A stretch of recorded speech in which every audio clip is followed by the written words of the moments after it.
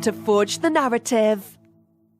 Hey everybody, welcome to Forge Narrative. My name is Paul, your host. I'm joined tonight by Adam Camilleri and Red Powell. Evening, my fellow quarantinis. What's up, everybody? I hope everybody is staying safe. I won't bog down our hobby distractions with everything out there, but I hope you all have toilet paper and are feeling good. It's a wild ride at the moment, life. But hey, we're still here. Can't be that bad.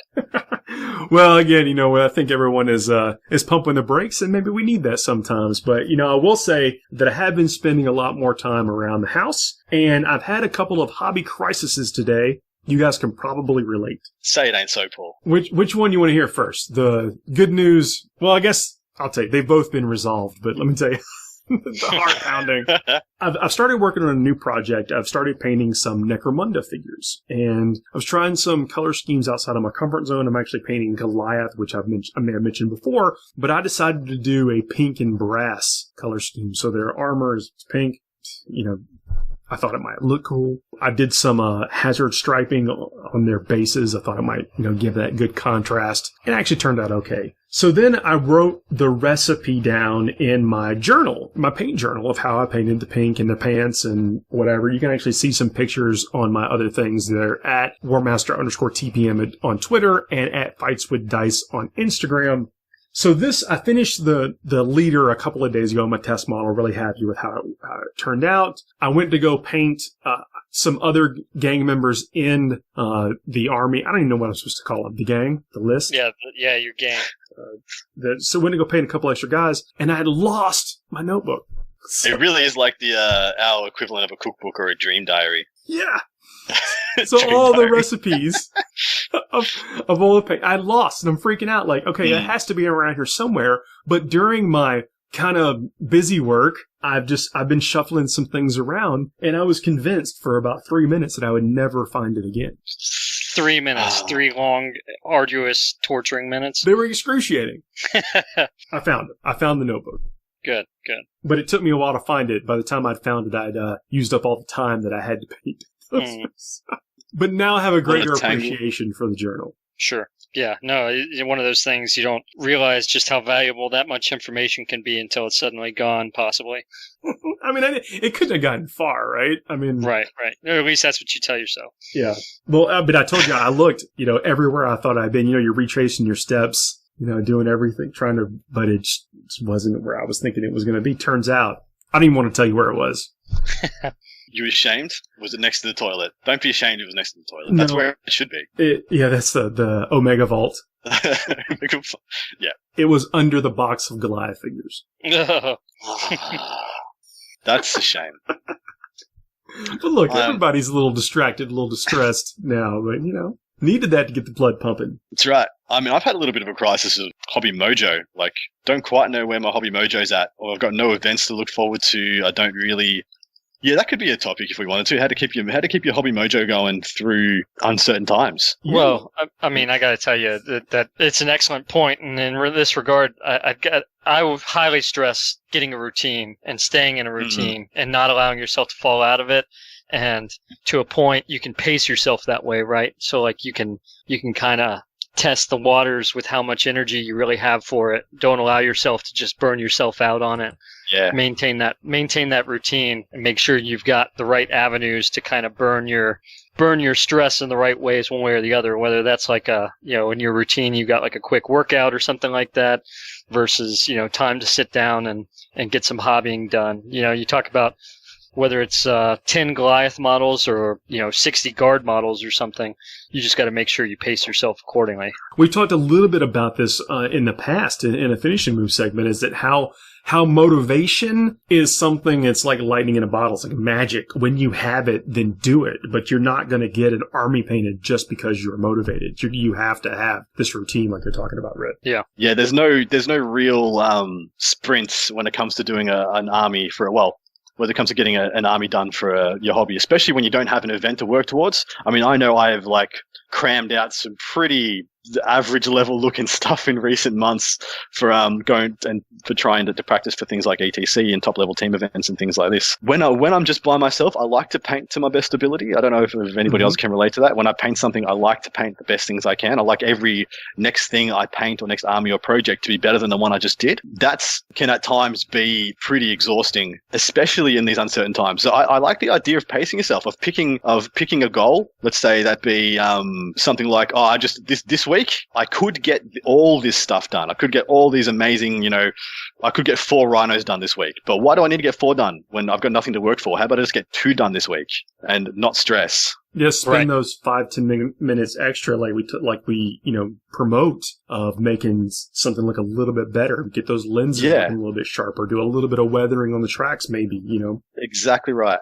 Yeah. Or if you're lacking for a project, like maybe you're not going out and getting any new models, but you're working on the ones you got. I'm willing to bet you could go back to some of your later paint jobs and spruce them up a little bit. Yep. Or even salvage jobs. eBay salvage jobs is a big premise of the show. Well, that is one of my, I guess one of the things that I do when I'm cramming something to just get it done for an event. Like I literally painted 6 Dark Angels flyers for a tournament. I probably will not use those same flyers for a long time. But at the same time, when I painted them up to a standard at which I could leave them for later. Like I painted them not to the best of my ability. I painted them to a half decent 3-color tabletop.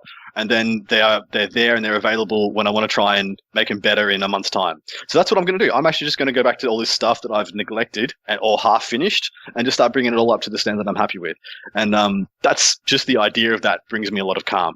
Like, I don't know, can't speak for anybody else, but when I've got a lot of unfinished models and I move past them to other ones, I don't get anxious, but I just get unhappy. Like I'm like, ugh, feels bad opening up the hobby drawer because I've got this chest of drawers and each layer is a different army in it. Like my top 2 is just 10,000 points of painted Cadians. And then the next drawer is my Dark Angels. And some of them are magnificent. And from left to right, it goes from beautifully painted to very mediocre on the right. I'm like, ugh, let's bring the whole drawer up to standard, Okay. You got any models that you're really anxious about getting back to? So I have, the flyers mostly is what I'm anxious about. But actually the ones I'm really keen on is, my Talon Masters are in Sammy conversions. I've got 2 Talon Masters in Sammy that I converted out of, Custode Bikers. And then a bunch of Ravenwing upgrade kits and the Black Knight kit. So 3 different kits into these guys. So they're pretty expensive for what they are, even though, it's Australian dollars, so everything's already expensive. Yeah, so they're the ones I'm really anxious to do and do them justice. Like they're some of my most favorite models I've ever built and ever converted. So getting them done to a really good standard is, going to be really nice. I'm going to feel a lot better about my life as well afterwards. Someone actually asked to talk more about Dark Angels, so it is desperate times out there. Oof, is it ever?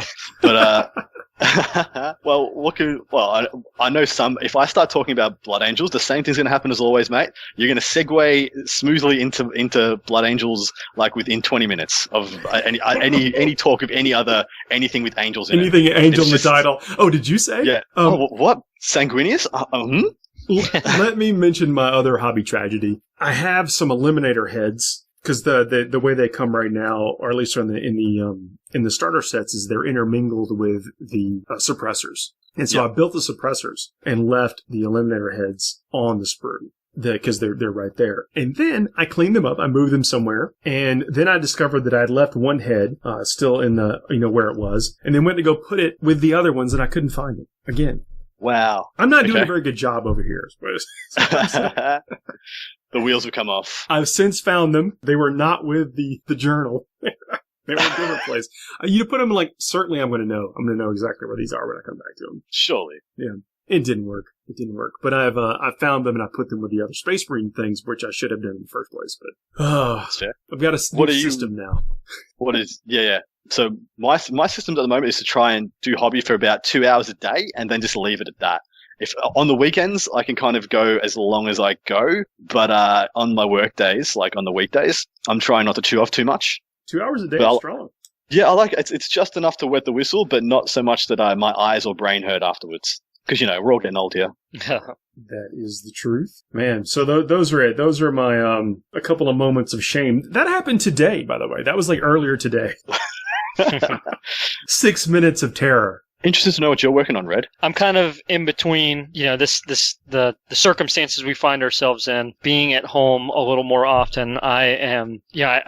The reality is I sit here and I talk about how important it is to have a routine. And I say that in light of me struggling to maintain my own routine and really just establish it to begin with, right? I mean, so fortunately, at least in my own lifestyle, my family, they've got a routine that they're used to at home. Now I'm the interloper, right? Like, cause I'm home from work and whatnot. And so trying to get in that routine. But for myself, I've got some other miniatures and things like that outside of 40k that I've had that have been staring me down for a little bit, and they're a real passion of mine. I'm not sure if you're familiar with Kingdom Death.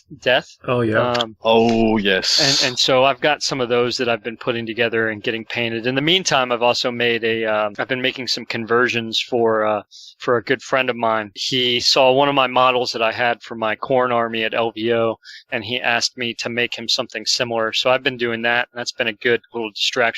But here's the big thing, really. Not that isn't, I love being able to help my friend in that regard, but I have made the decision that, so I don't know if you're familiar with Gaunt's Ghosts. Mm-hmm. Yeah. Yep. So I'm a huge collector. I mean, every time a limited edition anything Gaunt's Ghost has come out, I have picked it up. In fact, my background, I have the flag, the Tanith flag, in my little basement dungeon that I live stream out of. Anyways, so I'm going to, I thought about doing a Blood Pact army, like a Traitor Guard kind of deal. So many good miniatures out right now for that kind of stuff between Blackstone there Fortress, Forge World, and the Chaos Cultists, the shooty versions. Yep. No, and so I actually I have 8 sets of the Blackstone Fortress Traitor Guard that I've collected over time. And so I was starting to get all those together and ready. And then talking to my, Paul, you've met my younger brother, Chris. Oh, yeah. And so we decided I'm actually going to do the Tanith first and only. So I'm going to do Gaunt's Ghost, and he is going to do the Blood Pact. Fantastic.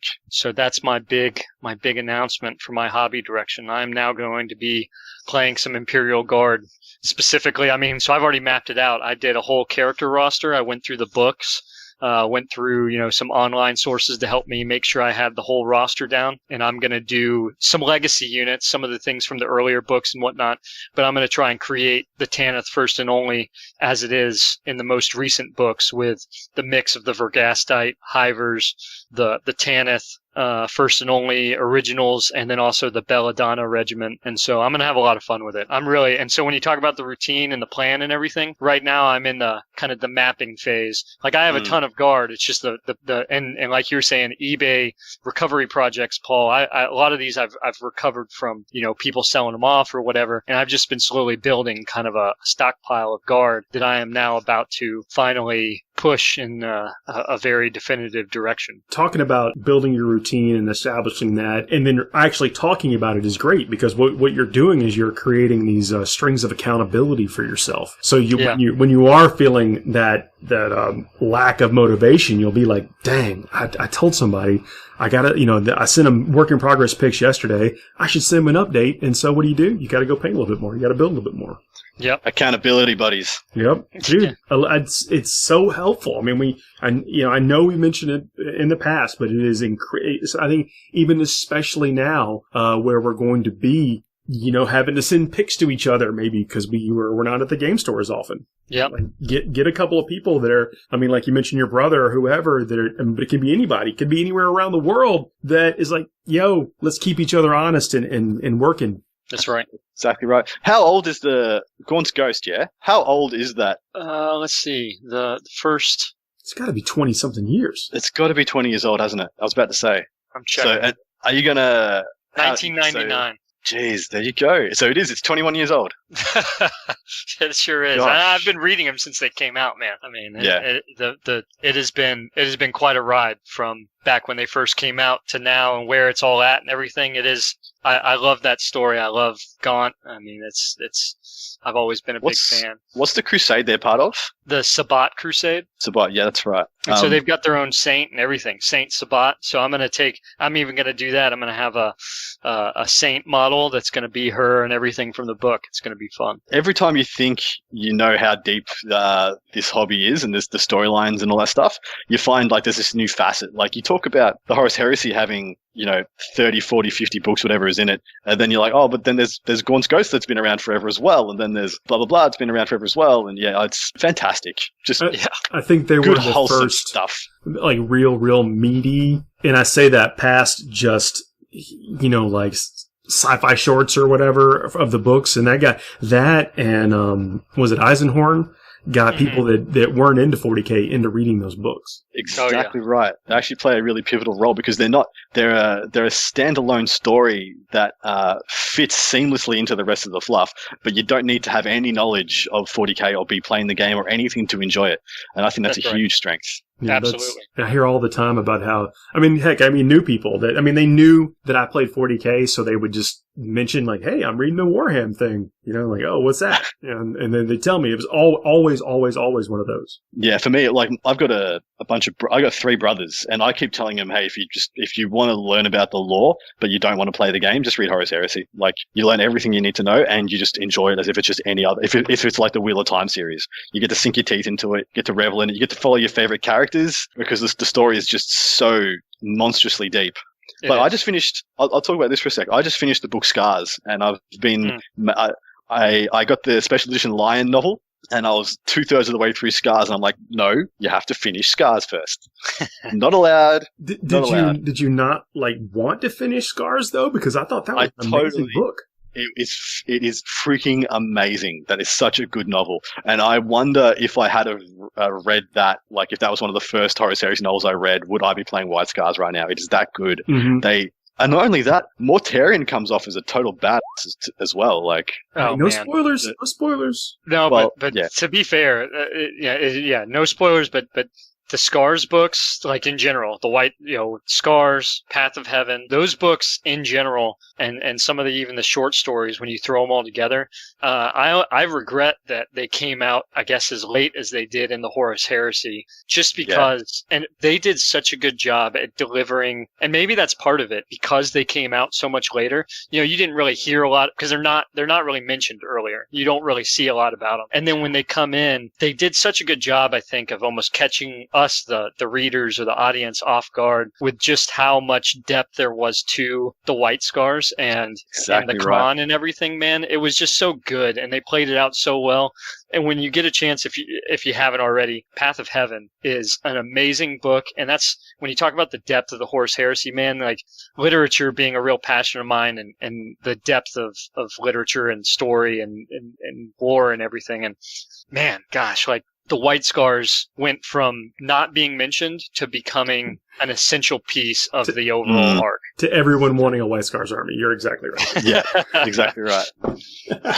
I was looking at it like, I could paint that white scheme. You just shade it with brown. I could do those red, arrows or wherever points. Heck yeah. I'm just in awe, actually, of the monumental task the GW writers and the authors have done, making each Legion feel somewhat unique and special and like giving personality to the Primarchs. I might say, so I'm about 60 pages into the Lion book. I'm a little bit disappointed at the lack of Lion in the Lion book, but I'm only like 3 chapters in, so I'm not going to stress too much.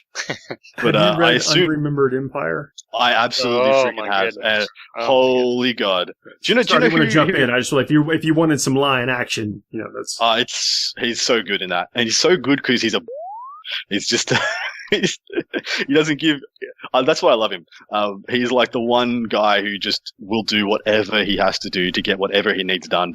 Doesn't matter what it is. I got a job to do. Well, guess I'm doing it. Do you know who he reminds me of? And I don't want to. I always think of Bruce Willis in Die Hard.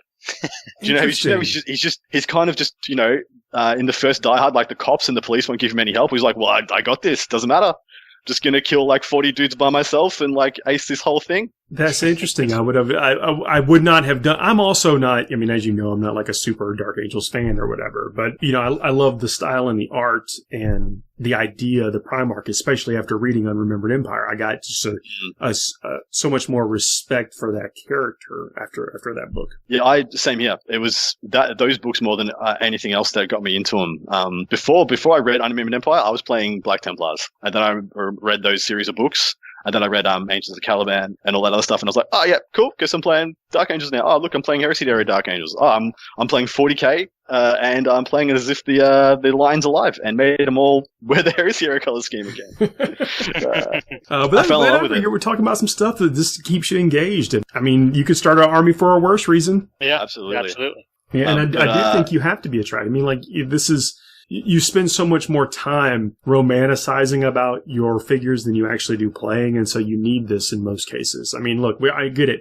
We are filthy meta chasers, except for you, Red. You're exempt from this. But the rest of us, filthy meta chasers, and so sometimes we play things that we have to. But that is still driven by something, right? It's driven by our desire to podium at tournaments or whatever. But well, I just think there should be a clause attached to, I don't know, if you were to have like an account. Here's my 40k account, and what's your description of your player? You have an asterisk saying that in love with the fluff, asterisk will play what needs to do well at competitive events. Yes, that's why we talk about it. So hopefully that some folks understand that. Well, I mean, I don't know if I've said it before yet already, but it probably won't be the first time. But no, you know what I did when we were talking about Abaddon and Black Legion. Again, it's a very simple choice. It's one of two things. Do you want to have a good time, or do you want to have a good time and win? I mean, that's really, there's two ways to look at it. Yep. Indeed, man. Well, I mean, I am enjoying this a little bit of extra time, That's one good thing about not having to commute is that it gives you back an hour a day or so, sometimes more for folks, and trying to do some things with the hobby. I mean, there's we joke about it, but we all have a pile of shame. That if anyone doesn't know what that is, it's a stack of either unpainted models or even unput together models in some cases. I have 3/4 of. I've probably got about a 2,000 point Custodes army sitting in the bottom drawer of my drawer of armies, and they are in various stages of unbuilt and base coated. So that pile of shame knows no bounds. But they're going to look awesome. One day. Eventually. I had to paint 20-something Sanguinary Guard recently. And it was the best 3 days of your life, Paul. Look, I shouldn't say I had to paint. I got to experience painting. I was privileged enough. Yeah. But Both of my children did not even come into it. Yeah. I broke down and I bought a can of Retributor armor spray. There you go. And that's a hobby gut check, by the way. I don't even mind saying it, because that's a $30 spray can. That's the most expensive can of spray they've ever done, isn't it? It's the most expensive can of spray in the world. It's because it's gold. That's fair. I don't know that to be true, but it feels like it feels right. But it did actually save me some time. I hate spreading metallics. Retributor armor is probably the best one. Like, I don't mind painting with Retributor armor right out of the pot, but I thought, man, this is like a magnitude well above, where I think my enjoyment will stop. You know what I mean? Yeah, yeah. My tolerance of working with this metallic will run out at a pretty rapid pace. And Retributor armor spray just as good as the pot. That's pretty good, because I've actually had some weird experiences with was it Corax White? What was the white spray they came out with? Yeah, Corax White. Yep. Yeah, I had some weird experiences with that. It would go between being sometimes glossy, sometimes powdery, and never in the same can. And I even was doing tricks like people would say, "Oh, just heat it up a little bit before you spray." I did that, came out more powdery, or shake it forever before you paint, and then it would come out more glossy. So I don't know. But now I bought a can. I think the last can I bought of that was about 9 months ago, and that one was absolutely fine. So I don't know. Maybe they were just ironing out a few things. I bet they come from different factories. Yeah, that's true as well. And also, Australian climate, sometimes when it's too warm, it's not actually, you just shouldn't spray. You're just going to get a crap finish. Oh, Paul knows about that in Georgia all the time. Yeah. We've had every season this week. Have you had snow though? We didn't get snow, but it got cold, so it's jumping all around here. It's not good. Well, it's been raining for 3 months too. That's also not good. Yeah, sorry, not to complain about the weather, but it's I wish you'd just pick something and stick with it. But yeah, I'm not necessarily endorsing the colored primers, because they take a little bit of finesse to use, because you can easily and quickly gunk up the details on your model. And this is with any of the color primers across any of the factory or any of the manufacturers. And then some of them aren't even intended to be used as primers. They're just a quick way to apply the color. Yeah, absolutely right. So my favorite actually at the moment is Mechanicus Standard Grey Spray from GW, just because you can use it. I feel like it's the multi-purpose one. You can use it for literally no matter what color you're doing over it. Mechanicus Standard Grey is the great base for it. But you're right, it does come out thick. Sometimes it comes out thicker than I want. It's never come out too thick that it's unrepairable or I can't work with it. But sometimes it does come out thicker than I want.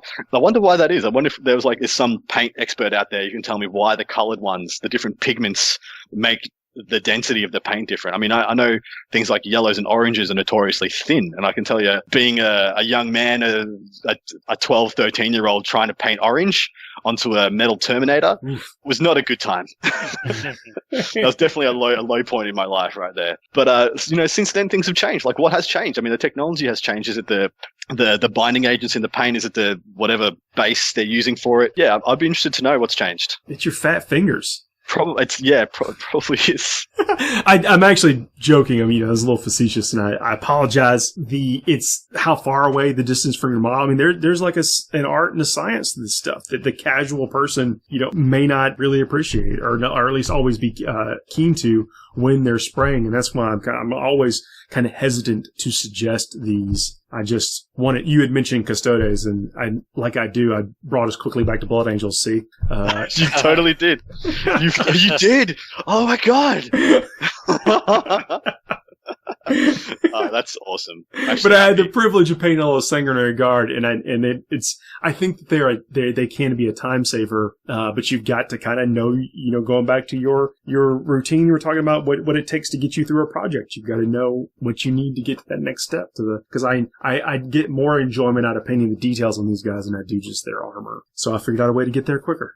Sure. Nice. Yeah, and you got it. Well, like you said, when I'm only painting for 2 hours a day, sometimes that only equates to like an hour and a half or an hour and 20 minutes, because the next stage that I'm getting up to in my painting is going to take a full 2 hours. So I stop, and I know when to stop. Or you have to find your journal for an hour. Yeah, or you lose your journal, yeah.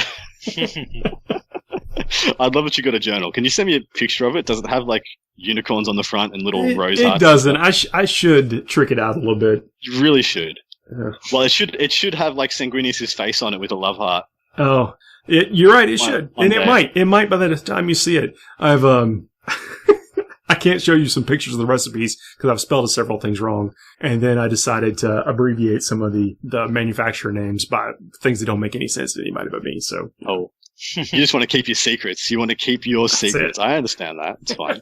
No one will know how I paint this pink. I'll tell you how. Well, I can tell you how I paint the pink in the finishing moves. Well, who's the name of the guy who wanted the everlasting gobstopper in Willy Wonka?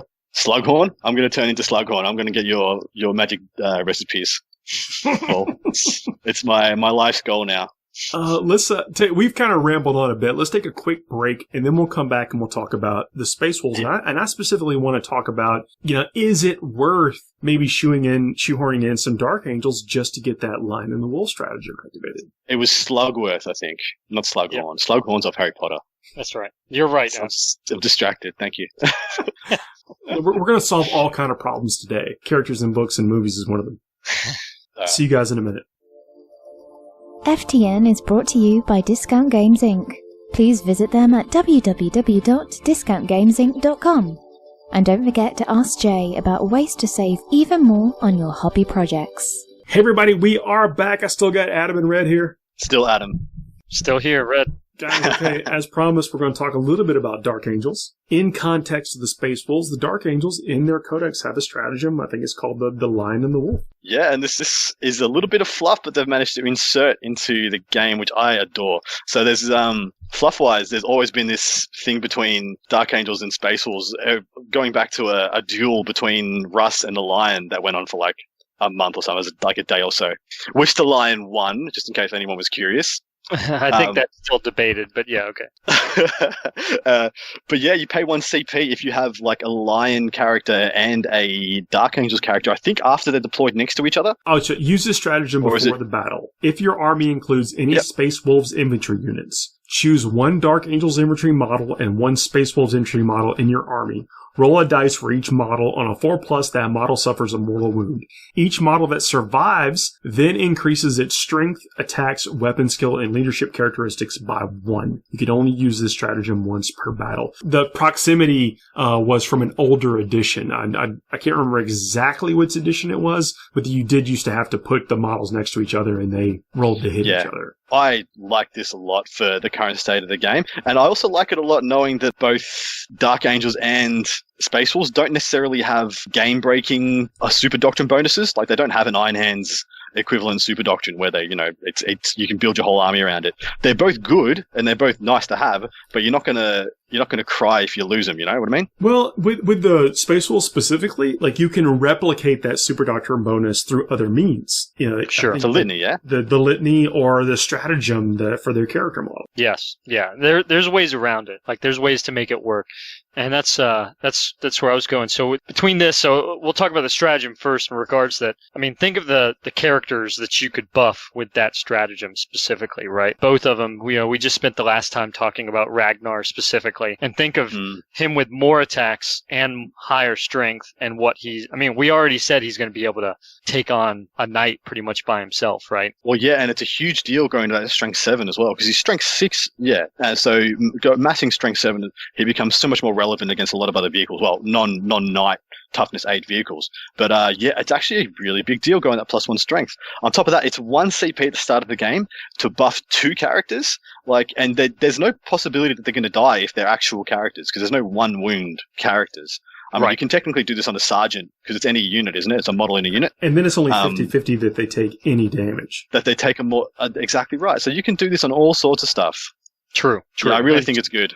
So that's where, we talk about mixing it, and I'll give credit to, I was recently talking to Eric Aish, who's, I've been talking to about maybe some future prospects with the U.S. Army esports team. He was totally his idea. He came across the table with a Wolf Supreme Command and 2 battalions of Dark Angels under this, and, talking about Ragnar and that Supreme Command, and then in the battalions of Dark Angels, you're talking about Samael with 3 Talons, and Black Knights, and then Deathwing Terminator Bomb with Belial. And when you think about what they can all do on the table between what the Deathwing and Ravenwing are capable of, I mean, that's a lot. You can push a lot in someone's face, and that Supreme Command of Space Wolves is going to be a lot hard to stop, right? Because, I mean, the same thing, whether it was Space Wolves or Dark Angels in front of Ragnar, it's still the same concept. You've still got a ton of bodies between you and him until he wants to charge you and he wants to get into the mix of it. And now he's souped up to strength 7 and an additional attack on top of that. They can then become more attacks.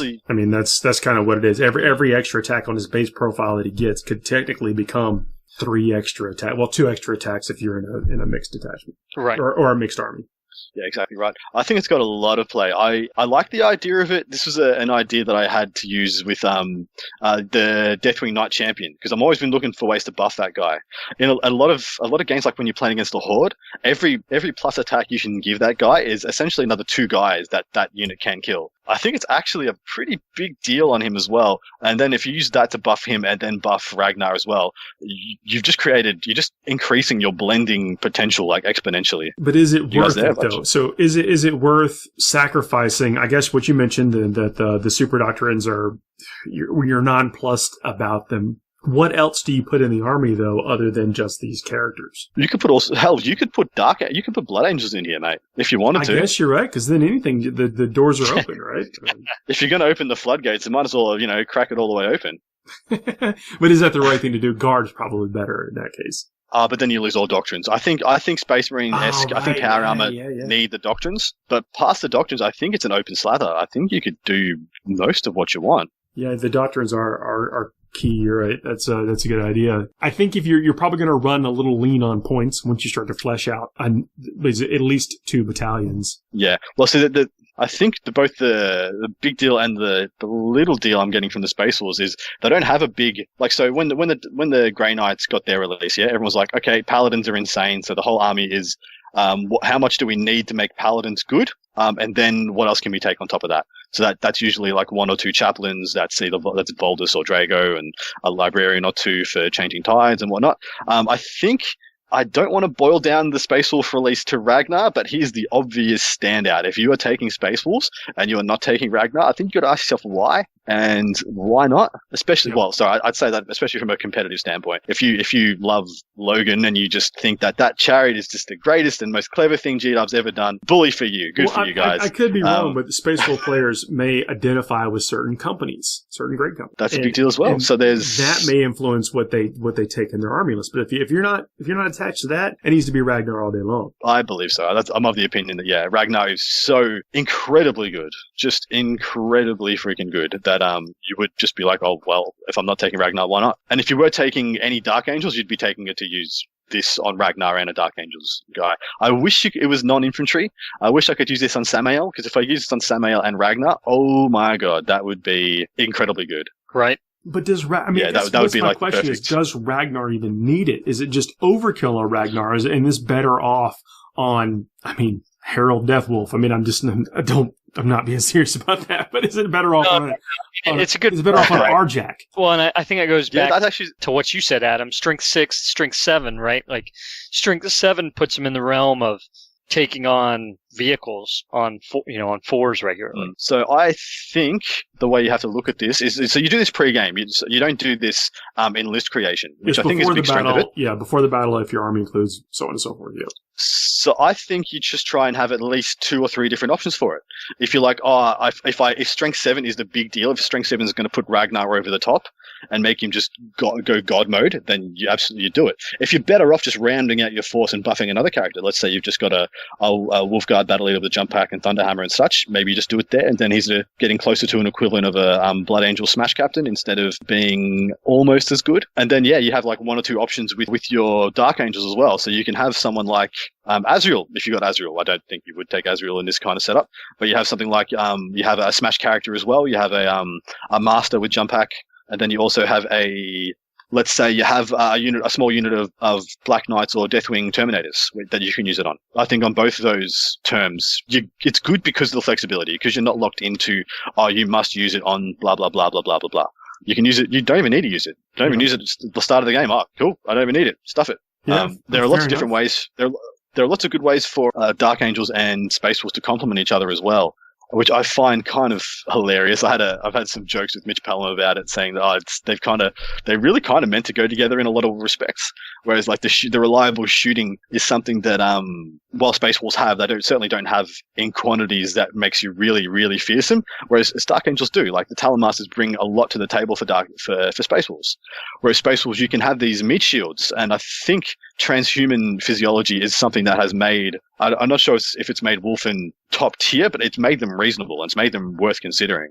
Especially if, Lord forbid, something happens and they get a points reduction. But I think there's meat on the bone when you put those two together. And I think if you look at this stratagem as just the cherry on top to an already good combo, I think there's a lot of opportunity. I agree wholeheartedly. That's fair enough. I just do think that it's better off on another character that you may have, one of the relic weapons or something on that increases its strength. I mean, like there's something, it's an interesting relic. I don't know that you're taking it for this, but let's say you can get away with the Companion's Blade, which is melee +2 strength, -3 AP, 2 damage, that if the bearer's within 3 inches of another Space Wolf character, you get to reroll the wounds. Not reroll ones, but reroll the whole wounds. Mm-hmm. And then, that would make you strength 7 on that guy. 2 damage apiece. It's legit. I'm not sure if it's a game break. I'm not sure if it's just better, if you're just better doing it on a... Well, you're talking about a situational. So this is something, you opt for that second relic or whatever, maybe, or this becomes your relic if you're fighting something where strength 7 is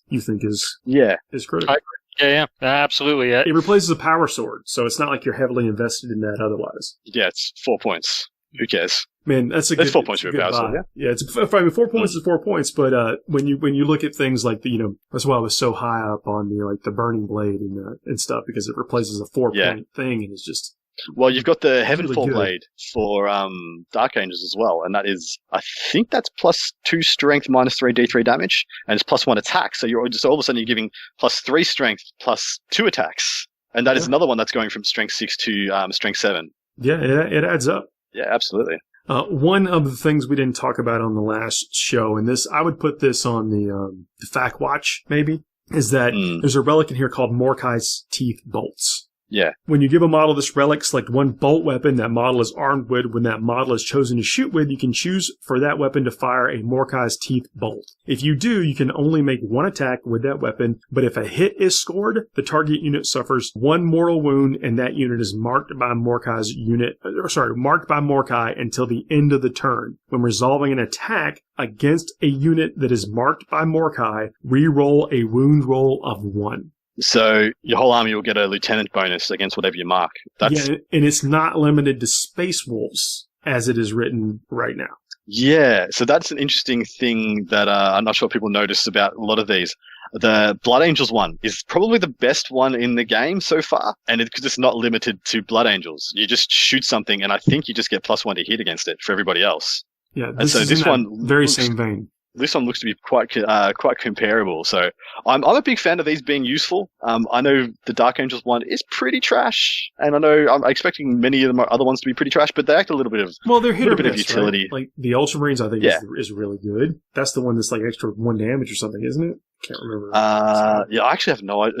That would tell you how much interest I've had in it, because I actually have no idea. Because Ultramarines got sidelined with the quickness when Iron Hands and Radar Guard came out. But I think the Ultramarine special ammunition is pretty good, but the rest of them have been kind of mediocre. Mm-hmm. But they're also, they're flavor things. So every relic doesn't have to be game breaking. Yeah, none of these relics seem to be anything you build your army around. They're just little stuff you can drop in when you need it.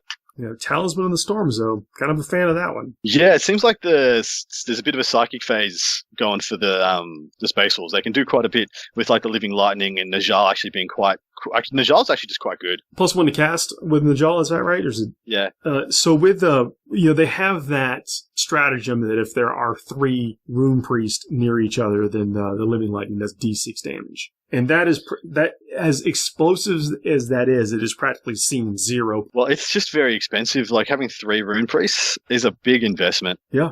Like to make that happen, it was a big investment, and especially when they only had apart from Living Lightning, they had 1 or 2 good psychic powers. So you're taking, because librarians can cast 2 powers each, so that 3rd librarian you're taking has nothing good to cast, and I think that was the issue, because you could always get the plus cover spell, the -1 to hit spell, and then a smite or 2, or a Living Lightning and a smite. But then that 3rd one you buy, he's just kind of, I don't want to say pissing in the wind, but he's not doing a lot. He's not adding a lot to the overall synergy of your army past his stratagem. You're not wrong, but now we've got the Vanguard Primera Space Marines in the mix, officially, and so the Phobos Librarian counts. He's a Rune Priest. Awesome. That's actually really good. I don't know that's you're still too far off the mark. There's a couple of the Obscurus Discipline things that are good, but they only affect the Phobos units, and so if you're not building your army around that, then you're back to exactly what you're talking about. So you've got to kind of play into it, of course. But the Talisman of the Storm is Rune Priest only. After resolving the first psychic power for the bearer in your psychic phase, roll 1d6. For each enemy unit within 12 inches of the bearer, on a 4+, that enemy unit suffers 1 mortal wound.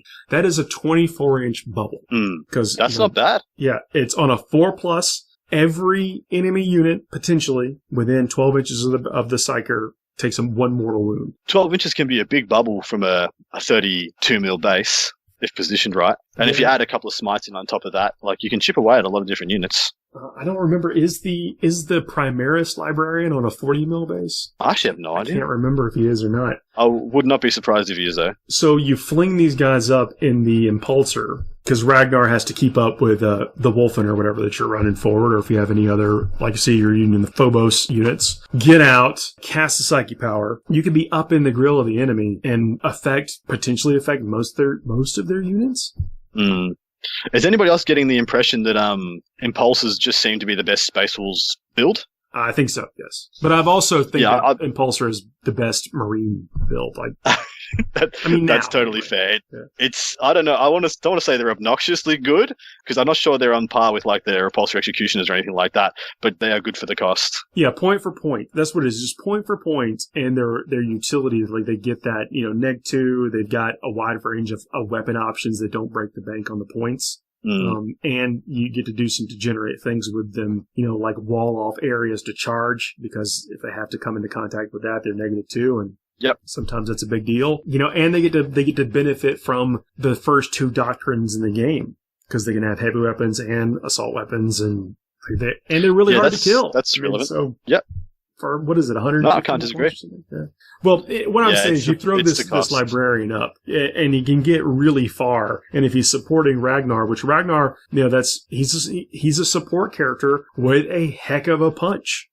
Yeah, well, he has the ability to, depending on how hard you want to make him hit, he can kill just about anything. Yeah, mostly you have him out there kind of, and I think, Red, you may have mentioned this earlier, but they've got to grind. You could effectively put it to where they have to grind through all these bodies to get to him. And then when they get to him, he's gonna finish whatever you want. He'll help win the war of attrition because this dude is 120 points, and so you've spent practically nothing on him, and he can kill everything in the game. Right. Is it worth it? People will have to overcommit to try to digging this guy out, and that's really going to play to his advantage. And then if you've got this librarian that is every round pumping out, I mean, conservatively 2 or 3 extra mortal wounds a turn. I find with characters of his ilk, especially characters of his ilk that can't be double moved or can't be slingshotted and things like this, it's the threat that they pose as much as anything else that really causes people damage. So I think a good example of this is like Abaddon. Abaddon gets to, I'm not saying you see Abaddon on top tables all that often, but Abaddon, just by dint of his existence, makes you play the game differently. The same can be said for Smash Captains, but mind you, Smash Captains just seem to be not relegated to the throw them away as soon as possible and take as many dudes with you, but they do get the most return the earlier you use them in a game, from what I can tell. Yep. Because they don't do a lot when they just stand in there at the back of the field. No, you want them swinging every single turn. You want to be making your opponent react to them every single turn. Yeah, you want to go in and you want to get a big favorable trade. Yeah. Whereas Abaddon, if he trades on turn 6 or on turn 5 or turn 6, that's probably everything he needed to do, because he stood around being a huge deterrent. Same as Gilliman, being a huge deterrent, but also being a huge force multiplier. Ragnar can do both. You can throw him away turn 1 for a massive trade, or you can sit on him and just make people have to play around him because he's got essentially an 18-inch threat range. Although they can get a couple of pluses to cast now, can't they? Pluses to charge. Apologies, not pluses to cast. Plus, through the chaplain for sure. Yeah. Sorry, so he's essentially he'll have through the wolf priest. A wolf priest, and their casters are definitely not casters. They don't use psychic powers. That's for those lesser beings, heard of the those thousand sons. Yeah, never heard of the wolf. Never heard of it. Never seen it. Sorry, mate. See ya. So many people can't get past that fact with the wolves. They're like, but they're hypocrites. But it's where the magic guys. It's not real magic. It's hilarious. I believe them. I like that. See, from a fluff point of view, I love that because it adds a hell of a lot of depth to the characters in Space Wars. They're like, hey, are we contradictory? Are we just full of it? Because on one hand, we sanction Magnus for all this awful stuff that he did. On the other hand, we're like, I'm going to make all my impulses -2 to hit through psychic power and auto launches. But that's okay because the Emperor said it was fine. In fact, the Emperor doesn't even know. He doesn't know. Let's not tell him. Yes, they do get pluses to charge. That was a good segue. That was it. We didn't cover this on the last show, but Hunters Unleashed now doesn't have the bikers, dreadnoughts, and infantry restriction anymore. Yay! They're like real boys now. Yeah, so the +1 to hit makes impulsors even better. That's what I'm saying. Yeah, that's true. Actually, yeah, good pick.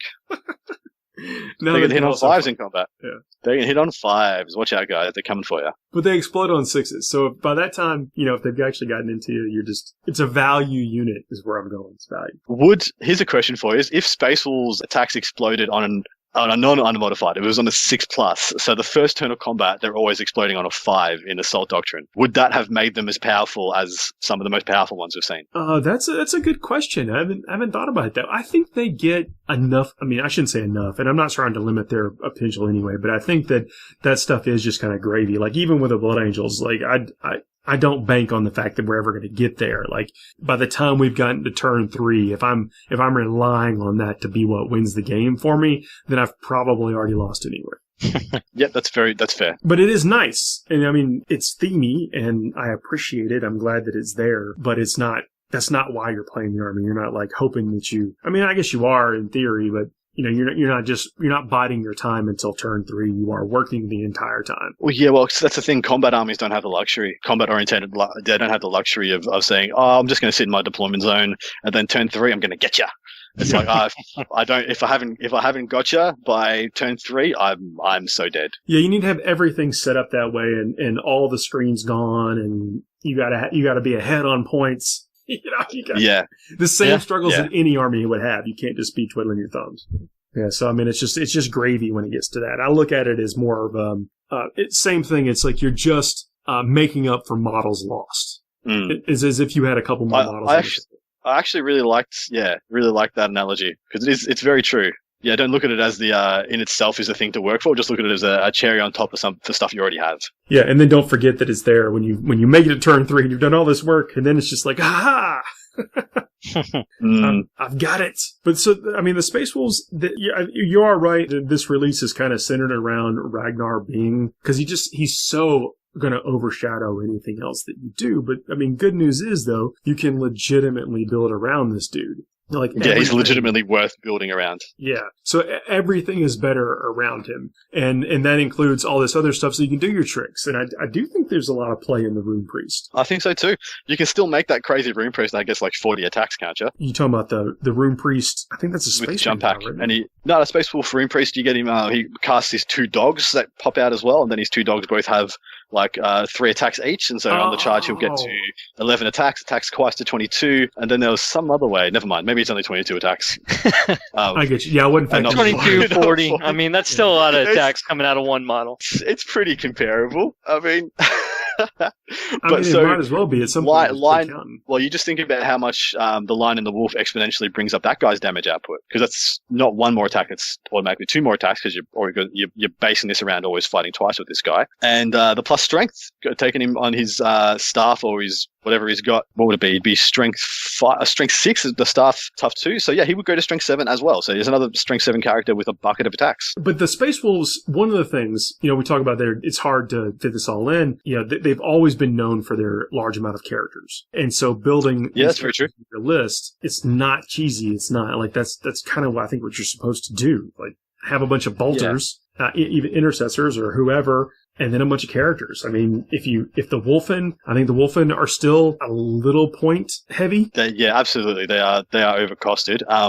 The addition of Transhuman now has been a big deal for them. Transhuman makes them pretty tasty again. I'm not sure if it makes them competitive tasty, but at least puts some sauce on that dry biscuit. Well, Well, we go back to blending the Space Wolves with other units, right? And I totally think there's something to it with Wolfen and Ragnar, and how you want to deliver them is one thing, right? I mean, I used to see all kinds of ways of getting them off the field, but now, I mean, it's not like you can put them in impulsors, right? And so there's got to be some give and take to it, but I do think that you could see a detachment with Ragnar and Wolfen. I do think that that's possible. I think if you're going to bring the I Wolfen, absolutely agree. You need a distraction, so you need things that are already up in their face. And stuff like the incursors. Mm-hmm. I thought you were about to say Sanguinary Guard and segues again, but so you just on Wings of Fire some Sanguinary Guard and nobody's looking at their weapon anymore. Which is true, but that's not where I was going. So, but you can put these forward deploying units that can still position units. So, and that's where a Phobos Rune Priest and some Incursors or Inceptors can pay off. Not Inceptors. Yeah, that's Infiltrators. Yeah, Infiltrators. Yeah, that's very true. I mean, because if they ignore them, now look, the truth is they might have enough oomph to get through them anyway. There are 2 wound models, but you can certainly likely get them in the cover and then do some of these other tricks. And so depending on who goes first in the state of the game, you might be able to make them kind of survivable. And so people might not have enough gas to get back to your Wolfen. And by the time, because the Wolfen can advance and charge. So they move 7, they can advance, and they can charge after they advance. So they're faster than you might expect. Yeah, they are. And so now what I think the best use for them is the 7-inch charge off an outflank. Now, the positioning is a bit awkward because you need to get a chaplain or whatever, Rune Priest in range to give them the +2 off the outflank. But I still feel like having them on the board is just kind of painting a big target, like it's painting a Thunderfire cannon me now, please. Like it's just on their heads. So I feel like having them off the board, but there's just a few bits and pieces you got to do to make that work. And I feel like you're still at the whims of a good player being able to stop you. What I do like is anything that can get transhumaned and have a 3+ invulnerable save. Having used Deathwing Terminators, so Deathwing Knights quite a bit now, transhumaning those guys and then having a 3+ invulnerable save to go through as well is phenomenally disheartening when you just roll slightly above average and Like a whole game plan just goes down the gurgler when you're like, you thought you were going to kill 6 out of the 8 of these guys. You killed 4. And 4 is all I need to double attack through like the rest of your army. If you are going first, you do need long range to get to these guys. Where they that is actually true. They can close that gap. You need enough effective long range firepower to do enough damage to them, and then they can close the gap. I mean, with things like you're talking about the Wolf Priest, with the fact that they get the litanies now that gives the +2 to charge, and they've got all this potential additional movement in the consolidation and pile-in phases, and being able to advance. And this is why you need Ragnar and the Impulsor, by the way, because they're going to advance. So what is it? They're moving up an average 11 inches. Yep. And then being able to charge from that. And so, you want to string back as few models as possible because you want to get as many attacks you can in close combat. You don't want them a lot of standing around or just being, placeholders, wound carriers. You don't want that happening. You want to get as much as possible. So you got to put Ragnar really far up there. To get that reroll to charge, and then you get the +2 on top of that. They are a big target, but how many guns are they going to have that they can put on those if you also have another forward threat in the form of some of these forward deploying Primaris Marines? Yeah, that's really relevant. If you just do your due diligence, I guess, and make sure you got a well-balanced force, you should have enough to make any kind of... Well, that's the thing about well-balanced and all-comers. You should have enough to make sure your tricks are getting off reliably. So yeah, look, I'd love to see Wolfen on the table again. Especially, I like them in the Centurion meta because Centurions can't charge them. They can't go in there and trade because the Centurions just die because they'll go in there, they'll kill 3 or 4 Wolfen. Those 3 or 4 Wolfen attack when they die and they just kill all the Centurions. So I hope they become a little bit of a balancer, a little bit of a balanced, check and balance to some of the still erroneous bits and pieces out there. Yeah, we'll see how we go. Well, I mean, the infiltrators, those are the ones that help you back up people from deploying on you, right? Yeah. Reserves can't be set up, or reinforcements can't be set up within 12 inches of those guys. Yep. I think that, determining the momentum and the way the game works is, that might be the trick for Space Wolves. It definitely helps. I think what infiltrators do for Space Marines at large is with helping with border control is just such a big deal. I mean, I'm a big fan, honestly, of that 12-inch radius that they put off and allowing you to kind of control what goes where to a certain extent. You're right. Like being able to control that border control, it allows the Space Wolves to hopefully, it goes back to what you were saying last time, Adam, in regards of the terms and conditions. The infiltrators definitely provide a degree of security to help ensure that you can make those terms and conditions occur a little more readily. With these guys, you corral your opponent into 1 or 2 spots on the table. That means you know exactly where you have to go with your heavy hitting units. Yeah, I don't mind it. All right, so let me tell you quickly my pink recipe. Let's hear it. Pink is an intimidating color. I mean, it's a pastel. I think there's a lot of ways to do it incorrectly, and almost all my attempts in the past have been a little too translucent. I haven't really gotten an effect that I wanted from it. Mm-hmm. In the past, I've tried to paint Emperor's Children, and it just never really worked out the way that I want. Now, look, I know there's tons of recipes out there, and that's what I do. I go and find the recipes that I think work for me. And what worked this time was a blend of using the regular layer paints, and then I did a recess wash, not even a wash, but a recess shade using the contrast paints. Mm. So I put down a coat of Demonette Hide, which is like a gray color, a gray purplish. Mm-hmm. And then went in just with Emperor's Children Pink. Now, the Emperor's Children Pink took probably 2 thin coats, doing the Duncan style with that. But then after I got the pink to and it was just 2 quick thin coats on, these are on small armor panels with my Goliath gangs. And then I went in with a real thin Vulpus pink contrast recess wash, that's where you just paint the wash, thinned it down a little bit with water, didn't even use the contrast medium, right in the crevices of the armor. And so this kind of pink that you're trying to achieve was you're trying not to get it, like you said, translucent. You don't want that white kind of peeking through, but at the same time, you're not going for like vibrant bubblegum pink here, no, right? It is not a hot pink. This is more on the, like, what you might, in your mind's eye, think a pink horror is supposed to look like. Okay. So I got that effect, which I painted pink horrors with thinned down Vulpus pink. I mean, that's the contrast paint for me that worked exactly like it was supposed to. But I diluted it just enough to get me that consistency to flow really well into the crevice. and it worked almost as like the perfect shade. And I didn't put it all over the flat surface, so I didn't get any of that kind of muddy blend of the colors. The Demonhead Hide and then the Emperor's Children Pink really worked for me as far as a base coat, a layer paint, and then the Vulpus Pink worked as a wash. I know people have used that or used the contrast in that capacity before, but I mean, this was the best pink I've ever painted, and I'm actually happy with the results. Well, that's awesome, man. I'm sitting here. I just picked up a model of mine where I tried to achieve something of a pink. I can't, I wasn't going for two. I was just going for almost like a fleshy kind of pink, I was not, I will admit upright that I likely failed in that regard, but it's tough. Those pastels can be tough to achieve in certain regards. So. It really is. The stuff, I mean, you hear yellow's difficult to work with. I think we all had this like nemesis technique or paint color for us. I'm not by any stretch of the imagination good at yellow, but I also haven't attempted yellow a lot. I've gotten to where, like on my Blood Angel helmets, I actually use a yellow wash, like I prime it white, wash it with yellow, and then I shade the recess of the shades. But I've never ever had a pink that I'm really happy with, and I do now, and I'm going to try it on. Now that I found my recipe book, I'm going to try it on another couple of models, and hopefully try to replicate that success. No, and I think that's that replication process, right? For some people, they don't necessarily, they don't have the experience of having to come back to something like that, and so it can make it difficult when you're trying to mass produce to whatever extent, and you come up with the right technique, but if you aren't recording it, or you're not, you don't have any way of coming back to it, that can definitely make it difficult to continue to mass produce something down the road. You'd hate to do part of an army and then get sidetracked with something else and then come back and not be able to recreate the color scheme you had. That's why you have this journal, is so you can come back. Let's say you paint something, 5 figures for a buddy. Then that buddy comes back to you and says, "I'd like 5 more figures," and you have no idea what you did. Yep. Same with you. You paint an army, then you go play something else for 6 months. Yep. And come back like, what color did I use for these eye lenses?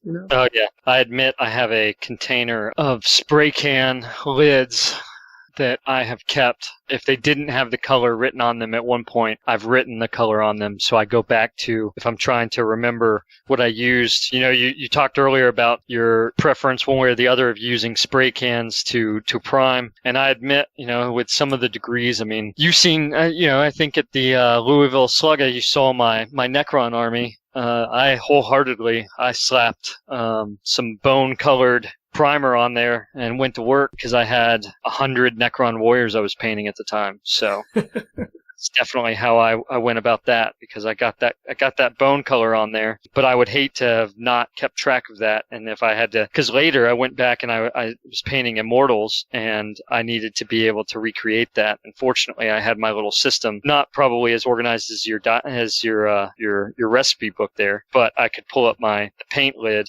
and I could see exactly which color I had used to do that, so I could go back to it. Man, whatever it takes. That's right. Well, guys, thanks for joining me tonight. This is a jam-packed release for Space Wolves and Orcs. We'll talk more about Army List and stuff in future episodes, but I think that the Space Wolves at least got something they can sink their teeth into, and that was an intentional pun. I'm going to own it. I'm enjoying at least the theory for list crafting. Man, and it's going to be so exciting, especially given current circumstances and everything. When people start bringing back to the table, I mean, there's a lot for people to build into, and I think people are going to come out of their shells with some really good ideas to throw down on the table. I look forward to seeing it play out. Some actual secret brewing can be happening right now. That's right. Man, well, have a good rest of your night. We will talk next week. You too, Paul. Thanks.